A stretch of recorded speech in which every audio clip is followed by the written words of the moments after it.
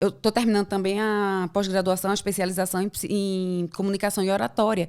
E a gente precisa... Você vê a necessidade. Só que no colégio, na faculdade, nosso sistema de avaliação é muito falho. A gente é avaliado para passar de semestre e não para aprender. A gente não tem prova oral. A gente precisa de prova oral. A gente não sabe. E aí, às vezes, você pega estudantes que tiveram traumas. Por exemplo, foram apresentar o colégio ali dos amiguinhos do grupo. E... Esqueceu uma fala, ou tem alguém rindo, tem alguém zombando. Essa pessoa nem sabe. É tudo processo muito inconsciente, tudo que está no subconsciente. Mas essa pessoa desenvolveu uma defesa contra aquilo. Então, toda vez... Ela não foi treinada no colégio a falar. Ela não foi treinada na faculdade a falar. Então, quando ela chega numa prova oral, quando ela chega numa situação de audiência, ela vai travar. Ela vai ficar nervosa, a mão vai suar, ela vai tremer. Eu conheci uma pessoa, pegando esse gancho, que ela falou assim pra mim, assim, Yuri, quando eu era pequena, quando eu tinha uns 4 ou 5 aninhos, eu estudava no colégio de freira, ela me contando, né? E aí eu fui recitar não sei o quê, falar na frente das freiras. É como se fosse um pequeno auditório, a criancinha ali de 5 anos, as freiras na frente. Aí ela decorou ali, né, a fala dela. Quando ela começou a falar, as freiras começaram a rir. E aí ela ficou sem entender, caramba, tipo, estão zombando de mim. Não. Tava achando bonitinho. Tava achando bonitinho e rindo e não sei o quê, que gracinha, não sei o quê. E ela entendendo o contrário. Sim. E isso deu uma trava de não sei quantos anos nela, do tipo assim, nunca mais eu falo em público. Zombaram de mim, mas acontece. Caraca. É muito comum e a gente não sabe de onde vem. Não imagina, né? A gente não aprende desde criança a lidar com as emoções. A gente não sabe o que é raiva, a gente não controla a raiva. Porque a gente tem na sociedade emoções que para a psicologia são consideradas de valência positiva e negativa, mas as emoções para alguns psicólogos são neutras. E a sociedade condena certas emoções que são básicas. Por exemplo, inveja. Todo mundo tem inveja. Em maior ou menor grau. Maior ou menor grau. O problema não é ter inveja. O problema é o que você faz com ela. Você tem inveja. Mas eu olho aqueles corpos... Eu sou fissurada com fisiculturismo, né? Então, eu vejo o corpo daquelas atletas wellness, eu fico, cara, que corpaço, não sei o que, queria ter. 0% de gordura. 0% de gordura, não sei o que. E, assim, é normal, isso é inveja. É você querer ter aquilo que o outro tem. Sim. Só que aí, o que é socialmente... Isso, ter inveja é recriminável. Para, menino, engole o choro. Ter inveja é feio. A gente não aprende a lidar com isso. O problema, por exemplo, da inveja é o que você faz com ela. Se você vai espalhar um boato, se você vai falar mal da pessoa... Você vai agir negativamente. Aí sim são comportamentos que precisam ser recriminados. Mas a gente não aprende a lidar com nossas emoções. Então fica tudo muito confuso. E eu sempre fui muito... Eu sou uma hipérbole. Tudo eu sinto muito, eu me entrego muito, eu sofro muito. Hoje, claro, com a maturidade, né, com meus quase 40 anos, faço 40 anos sexta-feira, mas a gente aprende, com muita terapia, a gente aprende a lidar. Mas quando eu estava ali estudando para concurso, depois de 2003, eu não sabia lidar com isso. Só que qual foi a cabeça? Eu precisei me blindar. Eu disse, cara, eu vou estudar de forma profissional. Não importa se eu vou passar. Eu não estudei. Vou fazer o que tem que ser feito. Eu vou fazer o que tem que ser feito. Eu vou estudar como eu estudei para o colégio. Era uma obrigação minha estudar para o colégio. Era uma obrigação minha estudar para faculdade. Vai ser uma obrigação minha estudar para concurso. Não importa. Cancelei tudo que eu tinha, que eu fazia letras estranhas, fazia inglês, espanhol na UNB.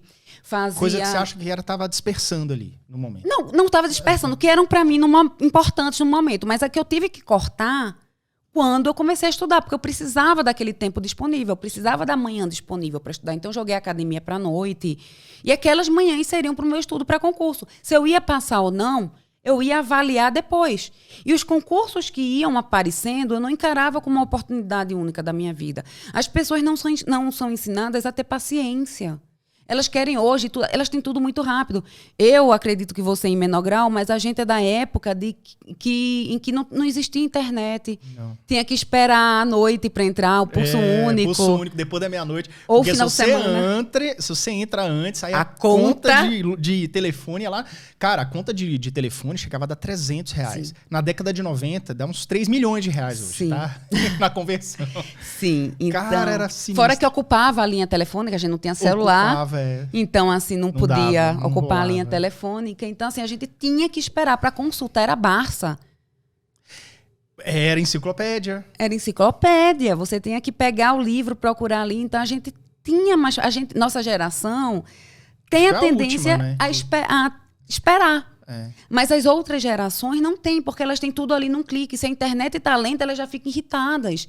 Então, a gente não tem, desde a escola, uma aprendizagem. Isso me preocupa muito, Yuri, hoje, porque as crianças não estão sendo ensinadas a ter paciência. Elas querem tudo para ontem. E o movimento mundo está muito cruel, porque cobra muita produtividade. E, para isso, se baseia na competição. Desde pequeno. Desde pequeno. Você acha que isso não é salutar, assim? Não. O que você pensa? Não, eu acho que a competição é inerente a qualquer profissão, sim, a qualquer setor da vida. Mas da forma que está, não está saudável. Então as pessoas não têm paciência, elas querem passar, elas querem começar a estudar para um concurso público, vindo de uma aprendizagem ineficiente, de uma aprendizagem defasada das nossas faculdades de direito, que são.